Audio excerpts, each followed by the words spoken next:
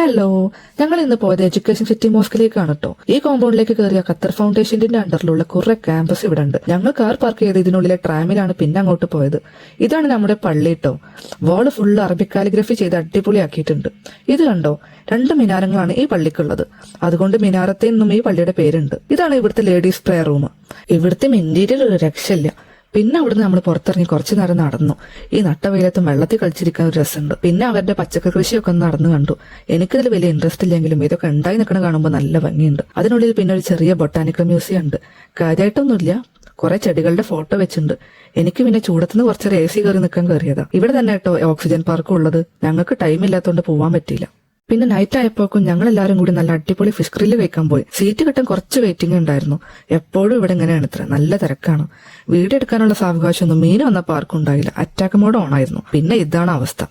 അപ്പൊ എന്നാ പിന്നെ കാണാം. ടാറ്റാ.